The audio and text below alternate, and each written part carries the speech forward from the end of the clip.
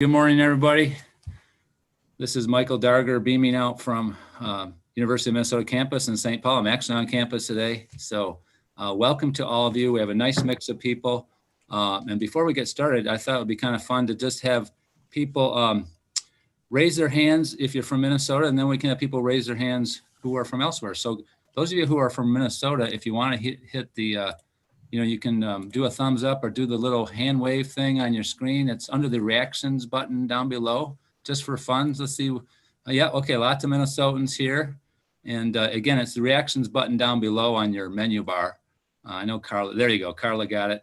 Okay, and now, very good. Welcome to the North Star State people. Let's welcome anyone who's from outside of Minnesota. So if you're from outside of Minnesota right now, go ahead and give a thumbs up or a wave. And hello, Brett. And I think, so I think there's some others, but yeah, Bailey, great. So welcome to everybody. I know we have an economic development and a tourism audience, and we're recording this session, so it'll be available later. I will also send out an evaluation after the webinar is done. So please help us, tell us what you think, and tell us what other topics you'd like to see, and we'll try our best. But without further ado, we will introduce Dr. Xinyi Xian, who is my colleague and a specialist with the Tourism Center at the University of Minnesota, and she will introduce our special guest, Stephanie. All right, thank you so much, Michael. And again, good morning, everybody. Thank you for taking the time to join our webinar today. And thanks to Michael and my other colleagues. Today's webinar is focused on the travel and the tourism industry. And the title is Destination Marketing Organizations in a Challenging Time, How We Adapt for a Sustainable Future. And it is my great honor to introduce our guest speaker today, Ms. Stephanie Busiahn. Stephanie has been in her current role as the Executive Director of Visit Fairmont in Southern Minnesota for years. Stephanie has held leadership roles in a variety of regional and state associations, including past president of Minnesota Association of Convention and Visitors Bureau and the South Minnesota Tourism Association. She is a member of the Explore Minnesota Tourism Council, serving her second term. Locally, Stephanie sits on the Fairmont Area Chamber of Commerce Board of Directors, the Fairmont Community Education and Recreation Advisory Board is a Rotarian and serves on the Rotary Board. So welcome, Stephanie. Thank you for your time, and we all very much look forward to hearing from your stories and experiences today. And Thank you. Yeah, you are very welcome. Well, I guess we'll just get started. And I do have a few questions for Stephanie. And the first question that I want to ask Stephanie is, how have you as a Convention and Visitors Bureau have adapted in the past 8 months or so in response to the COVID-19 pandemic? Yeah.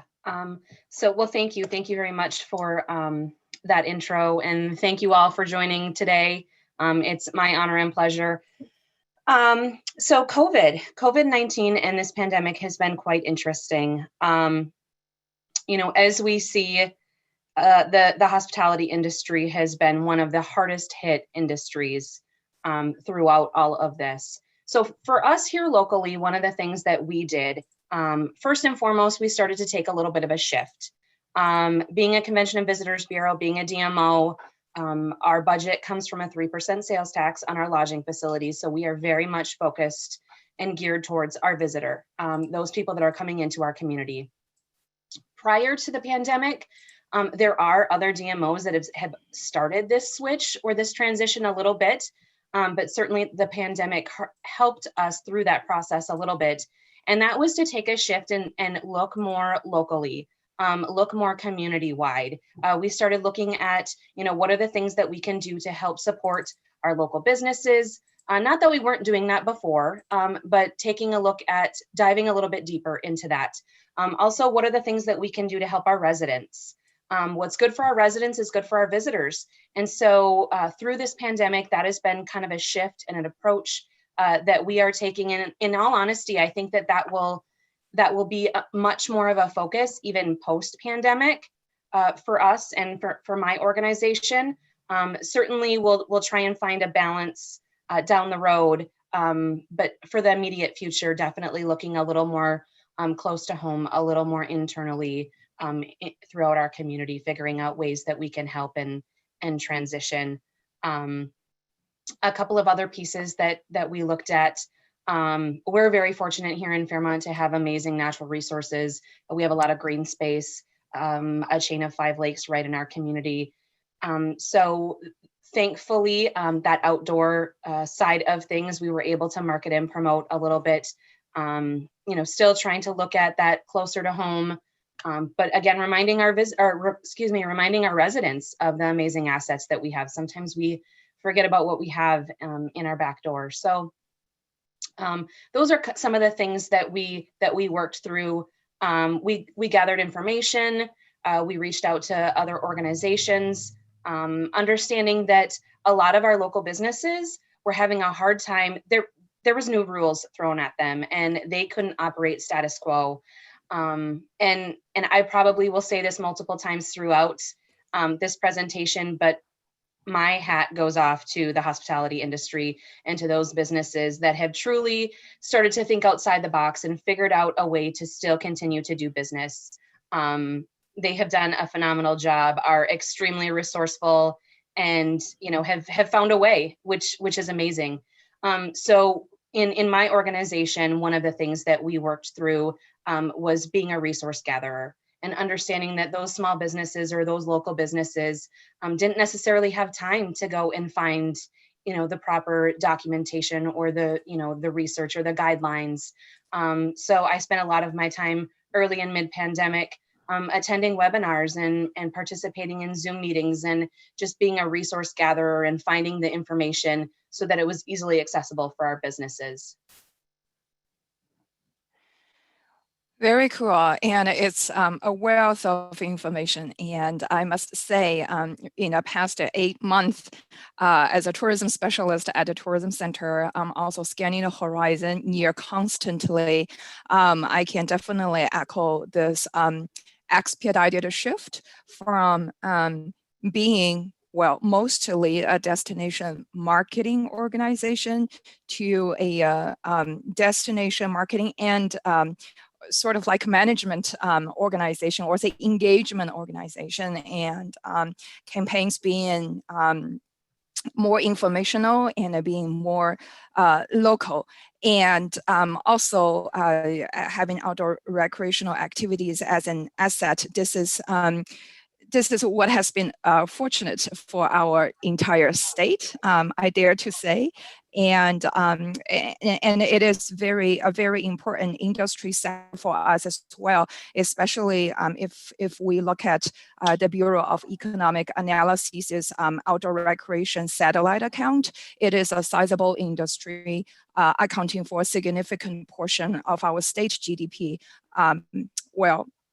Since they started tracking, and so I think Stephanie really hit some very important point. And it also struck me when you mentioned that you have been a resource gatherer, which leads nicely to my next question for you, which is what resources have you and businesses in your community found useful?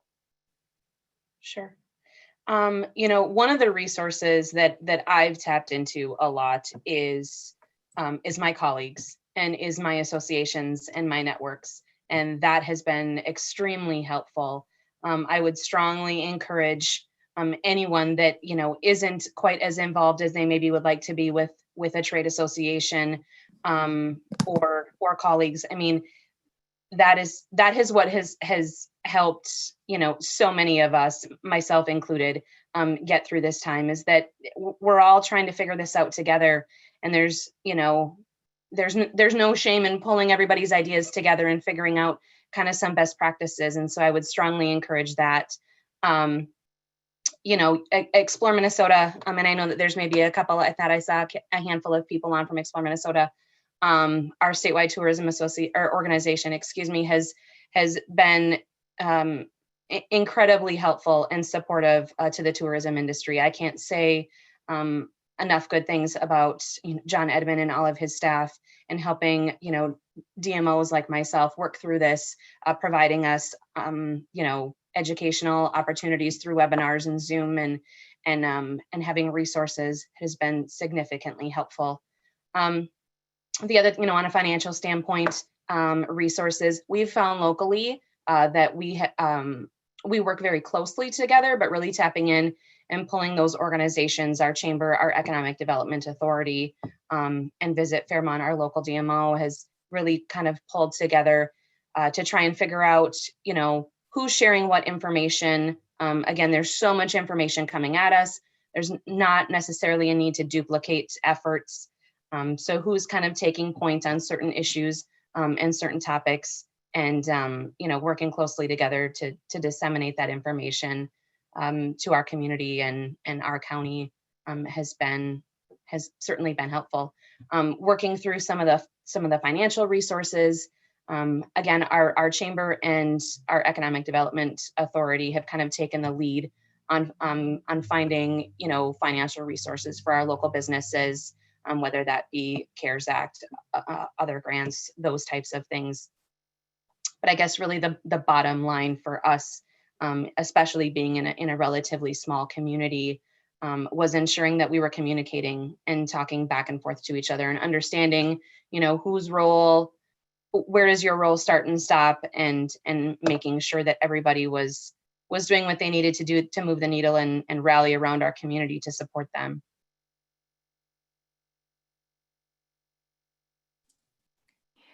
Sounds good. Thank you. Thank you so much, Stephanie. And I have a follow-up question, sort of, because given that you mentioned how all different types of entities have been working together at the same time, your messaging and your focus have been shifted more towards locals. So do you have a feel for about how local residents feel about welcoming back visitors in a community? If you have done any work in this regard to prepare to communicate with local residents, I'm sure many of folks on the webinar will appreciate your experiences. Yeah, that has certainly been something that has been an issue, as I've had conversations with colleagues. And thankfully for us, here in Fairmont, we're relatively diverse when it comes to tourism. We certainly have a large sector of leisure travel, but we definitely rely on some ag tourism, some interstate traffic located right on the interstate, some stopover, which essentially ceased to exist for quite a long time.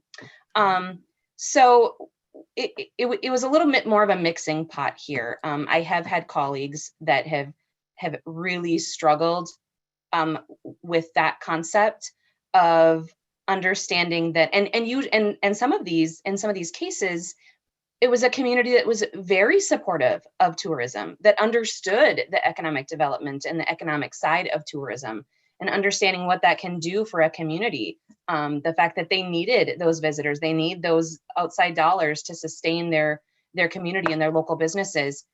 But the pandemic certainly shifted things, and it started to get people thinking and questioning, and feeling like we're not okay with outside people coming into our community right now, and is it safe? And I think that now, during pandemic, post-pandemic, I think that we've seen a lot of shifts and changes, and that is going to be a critical and crucial message that we send not only to our local residents but to our visitors, is that idea of safety.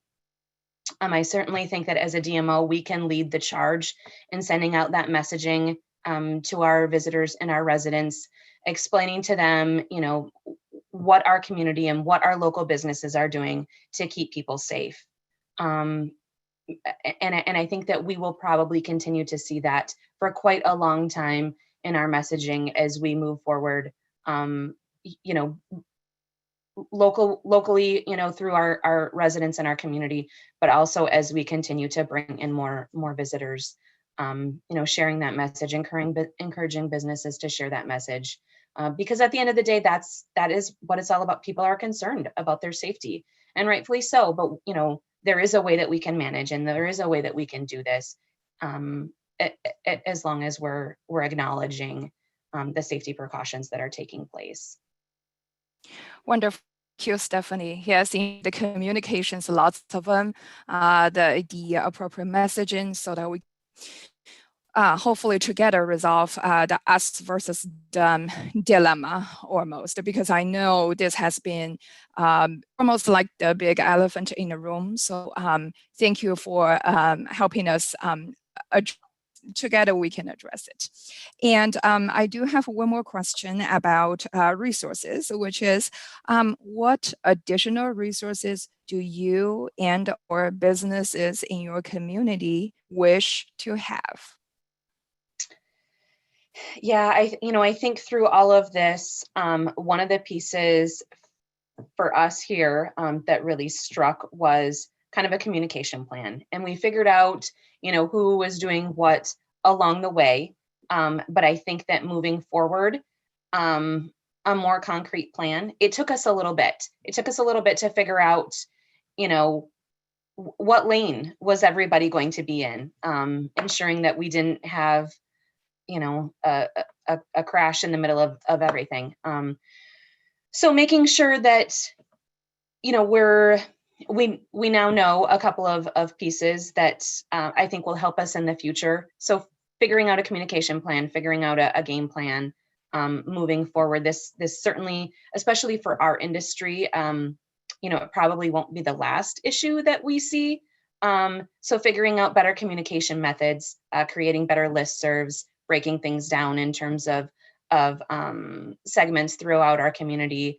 What messaging are we sending to our attractions, and what messaging are we sending to our restaurants and bars? And so figuring out a better way, a better communication platform, I think for that will certainly be a resource. I want to touch on a little bit also kind of the resources in terms of recovery and as we look to the future, kind of reminding, the leisure and hospitality industry is a significant sector in the state of Minnesota, as well as in the upper Midwest. Here in Minnesota, the Minnesota tourism industry is a $16 billion a year industry. We add over $1 billion in sales tax revenues and provide over 11% of private sector jobs. With that, as we have seen this industry hit so hard, we will definitely see implications for state and local governments as we see a loss. Over $300 million in state revenue from loss from travel spending. We have seen it will certainly have a ripple effect. And so kind of tying that or going full circle, I know that Explore Minnesota had recently launched a gratitude campaign, which is incredibly spot on. And I would strongly encourage, again, sometimes this industry is one that we just take for granted.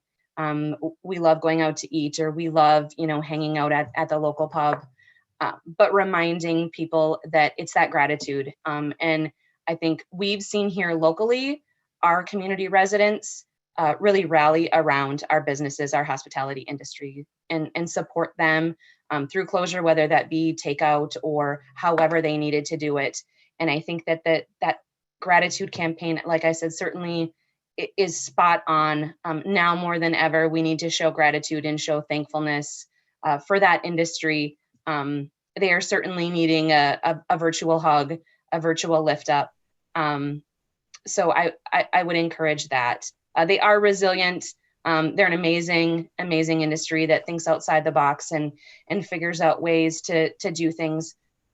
But it certainly is going to be a long recovery.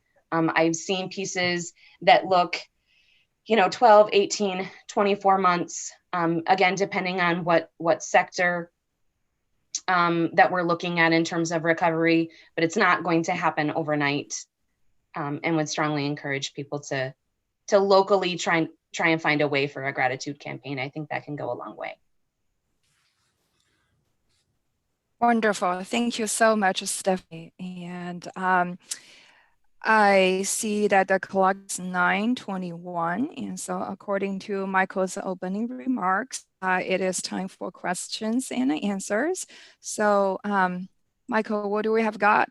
Sure, we have a nice question from Bailey, and I'll just read it because it's substantive, but it really gets to the heart of this. With the Minnesota governor's most recent executive order closing down bars and restaurants, do you have any creative ways they can keep from closing their doors for good, or ways that chambers can help them?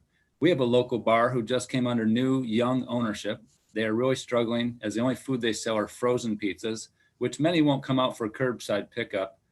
Because they can just make a frozen pizza at home. Also, how are you showing support for your local businesses through the struggles of the pandemic? And we already heard you say the virtual hug and the emotional support. So yeah, here's a nice, easy question for you, Stephanie. Yeah.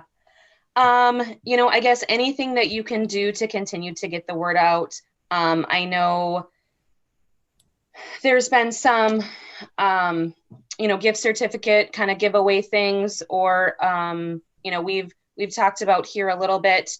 I know my colleague in Duluth, Anna Tansky, had done a fantastic job of, really pulling together and doing I think a 30 days of thanks, or providing gift cards and doing some drawings and such to really encourage locals to support those local businesses. The bars are really going to be the tough sell, especially when they have minimal food right now.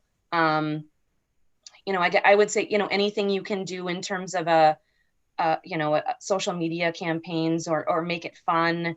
Look to the future in terms of trying to, bring in some future business once, the restrictions ease up a little bit and we start to see some of those businesses being allowed to open their doors a little bit more. Especially now with the holidays. Yeah, I say, just do what you can. It is tough. It is really tough. But I think, marketing and promoting them specifically to their locals, maybe doing a highlighting of a business. Did you know? Try and make it personal.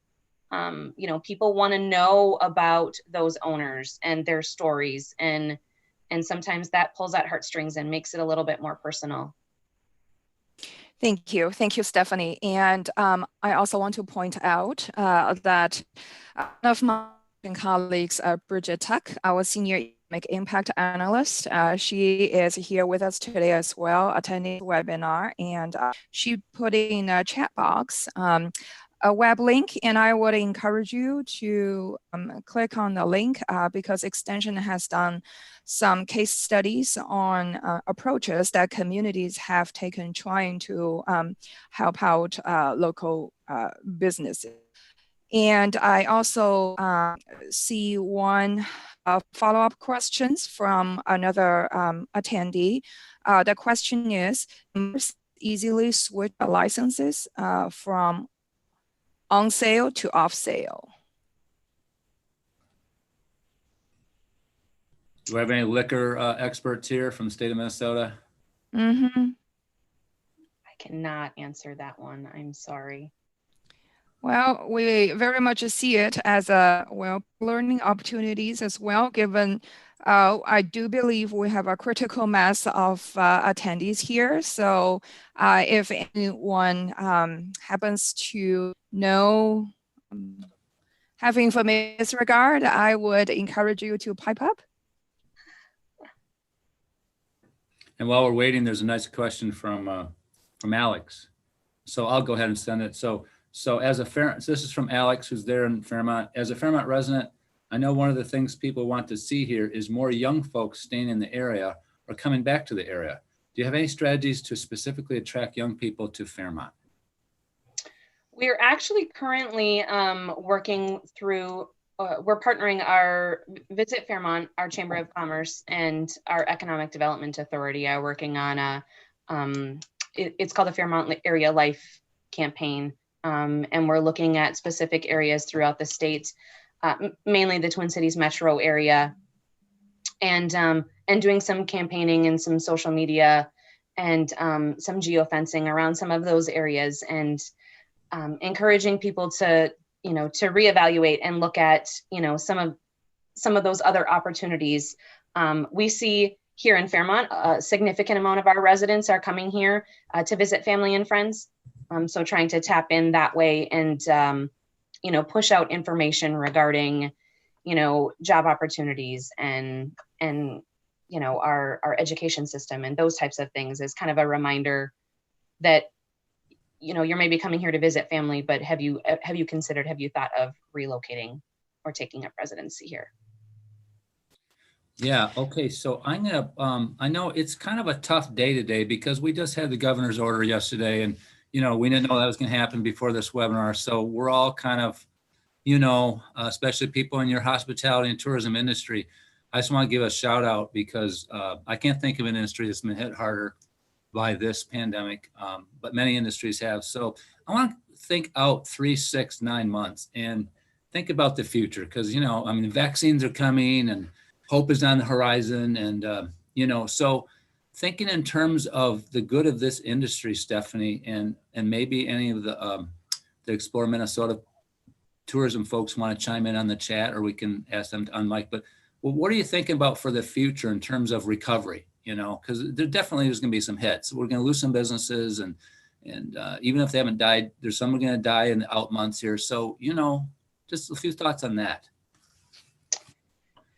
Yeah, like I said, I think that there are some sectors that will obviously recover quicker than others. That group business is going to be a long haul, I think. I think it'll be quite a while before we see some of that business corporate travel in those groups. But I think that, a benefit, I guess, is that people love to travel. People love adventure. That is going to be one of the things that I think they come back to as soon as they possibly can. It's what fills a lot of people's cups. It's, those new adventures. I think we'll start as we did early on. I think that first phase, again, we continue to see a lot of day trippers, a lot of road trippers. People, again, for us locally, especially for the state of Minnesota, we're seeing people that maybe had those plans to travel abroad or to travel a little bit farther away from home that are saying, you know what, that's probably not a good idea, but I can't give up travel completely. I can do it. And so, we're seeing people stay closer to home, and we're seeing people stumble on, some of our destinations that maybe wouldn't have done so in the past. So I think for us, for that purpose, people are eager to get out as soon as they can. We, as Minnesotans, we see that every year come spring. People are eager and itching to get outside and to, travel and get around the state. And I think that, the silver lining that will happen for us. But it is going to be a little bit tricky. I think, again, we go back to that messaging of safety.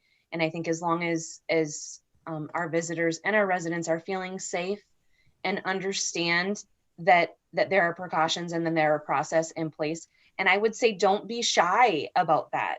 Be very crystal clear, put it on your door or put it out on social media.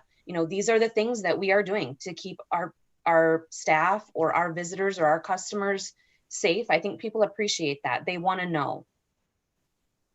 Say, just a timing note here.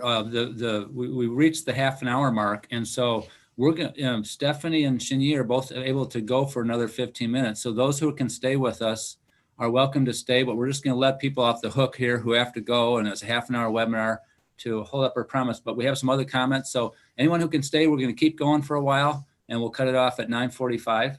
And I would strongly encourage folks before leaving, just take a quick at the chat box, given the comments. You guys have been sharing what you have seen and heard and learned along the way. And so these are very much the peer learning that I had hoped would happen, and it is happening right now.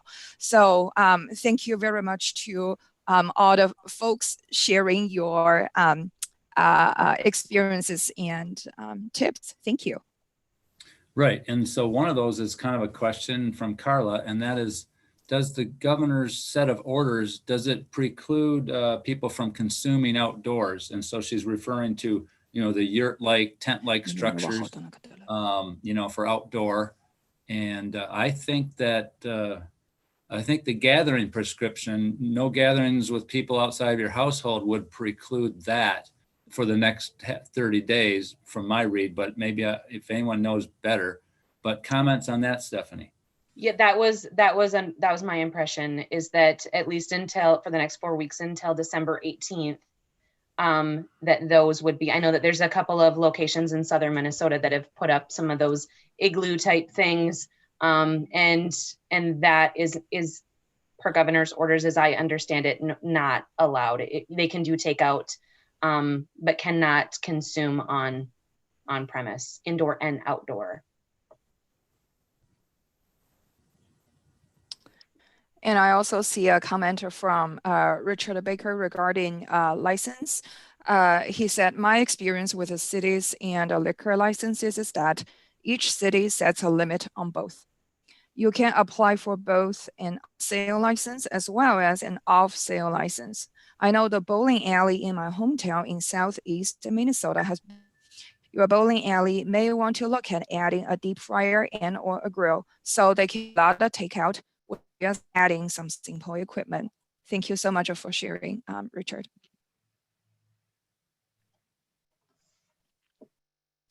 And also, I would encourage folks to check out Explore Minnesota Tourism's halo effect research.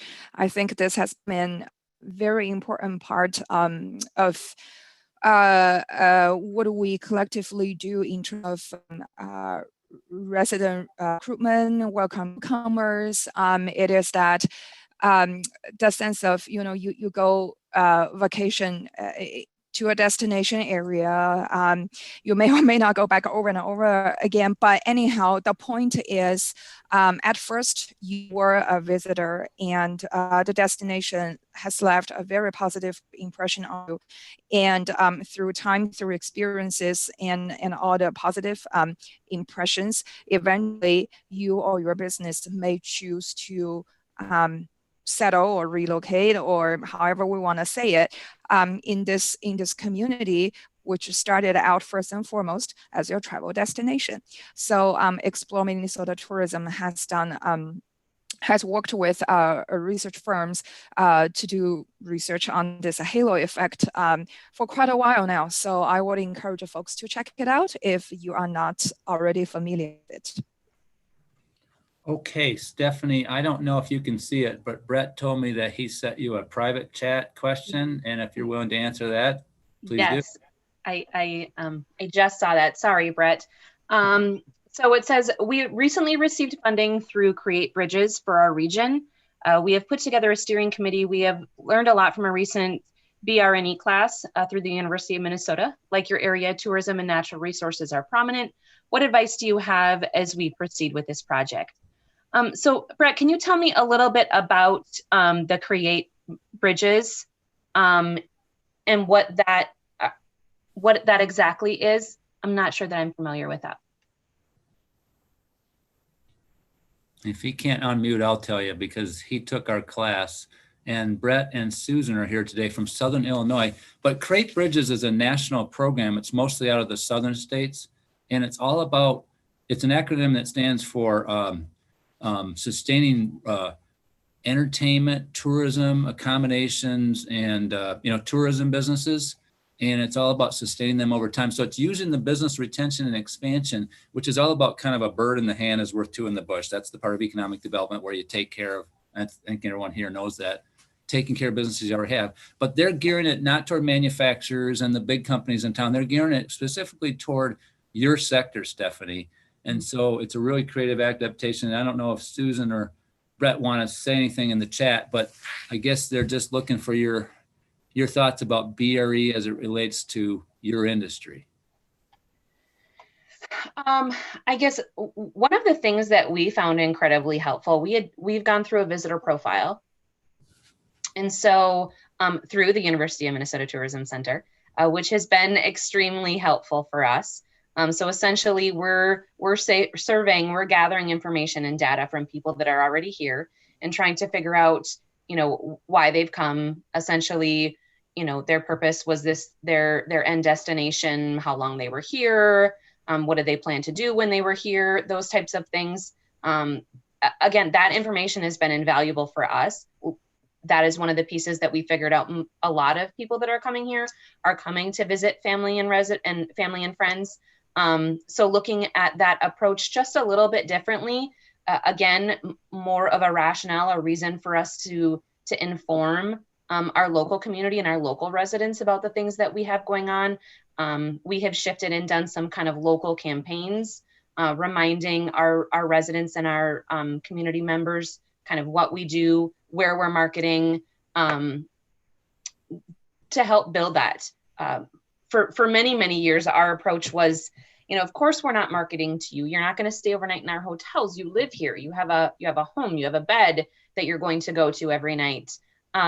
But we have, over the years, found that is a critical piece. We've actually added that to our budget. Essentially, it's a line item that we have conversations about every year. How are we doing community outreach? How are we sharing our message with our locals, with our residents, kind of closing the circle and letting them know. So I think that could potentially be valuable if you're figuring out, who's coming, why they're coming, to really build on some of those pieces, build on those businesses that are already there, cross promote, put together packages. If there's a handful of attractions, or, I know you had said natural resources, some state parks and things like that. Itineraries are big, top 10 lists, really pushing those messaging out and kind of hand feeding the visitors the information that you're really looking at providing for them. Does that help? Yeah, and we'll see what Brett says. Brett, go ahead. Okay.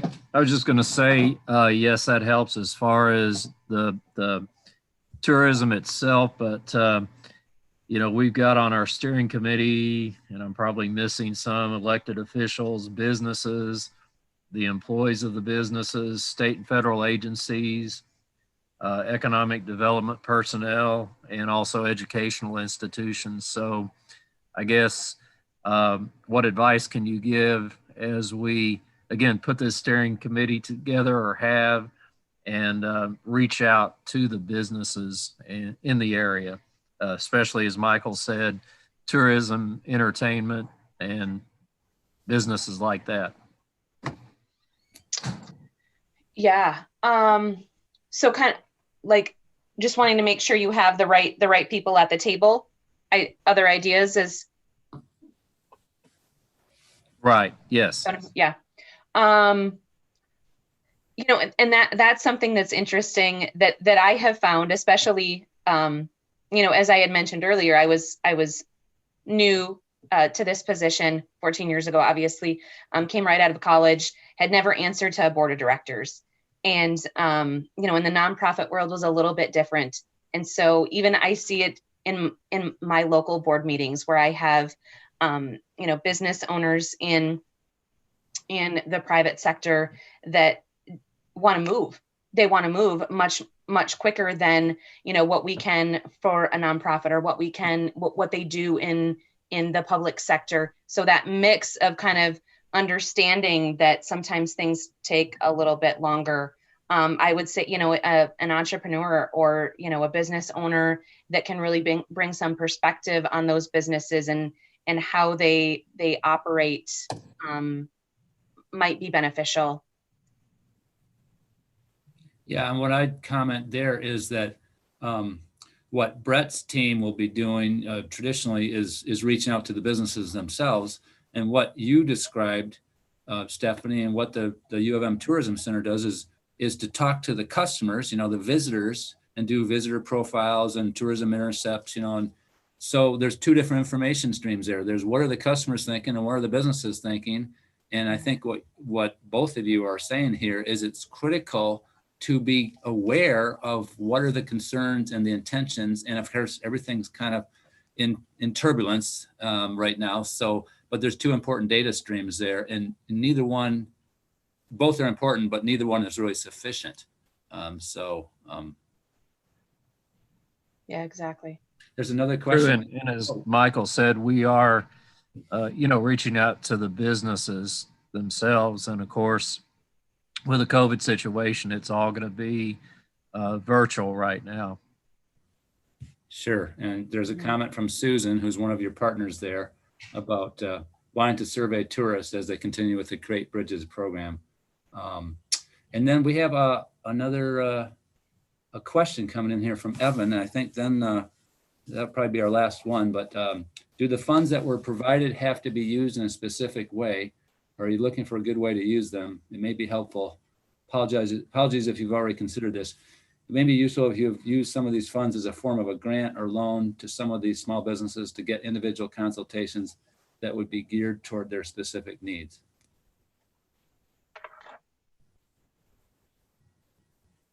That's directed to you, Stephanie. Oh, I'm sorry. I thought that was Brett. Okay, so or was that to Brett? Where was that going, Evan? Oh, it was to Brett. Okay, Evan. Okay. All right. Thanks, Evan. Yeah, that's an interesting. How are those? I mean, are you locked in to utilize those dollars in a specific way, Brett? Susan can probably better answer that, but I think it's fairly broad. It's not real specific. Susan,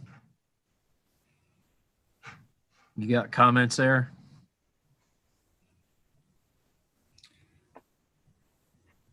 And by the way, while we're waiting for Susan, we've had a bunch of the Bre Bridges grantees in our recent online BRE courses. So there may be, go ahead, Susan.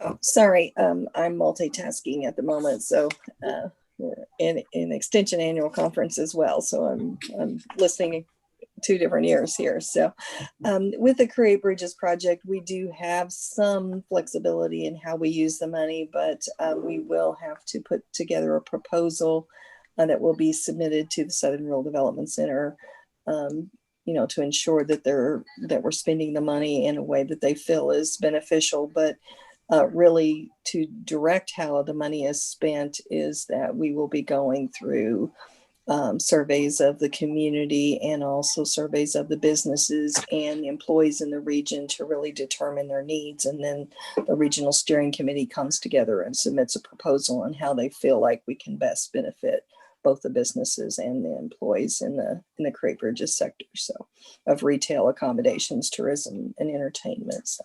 Oh, she knows the acronym. Way to go, Susan. Well, thank you, Susan and Brett, for bringing in that kind of spice. And I would imagine that the Southern Rural Development Center out of Mississippi State will be flexible because obviously these are unprecedented times.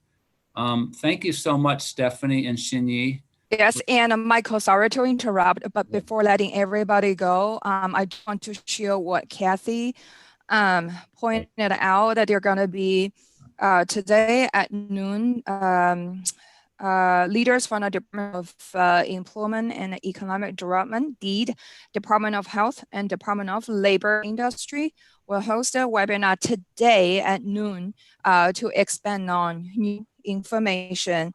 And the link to join the webinar is equally long, so I took the liberty to Z it which means I make it shorter. And I just literally put the link into the chat box. So if you are interested in attending this webinar today, again, today at noon, here is the link to join the webinar. And thank you again, Kathy, for sharing this very timely and I believe critically important information. Thank you. Yes, and so once again, thanks to all of you. And Sharon put an interesting, creative, idea in the chat for a last thought here. But we're going to record this session, and please do look for the evaluation that I'll send out later in the day and give us your thoughts. And thank you so much for joining us. And everyone, stay well, and keep your head up. Thank you, everybody, and thank you again, Stephanie, for this incredibly informative webinar. Thank you for generously sharing with us your experiences. My pleasure. Thank you so much for having me. Take care. Okay. Bye-bye.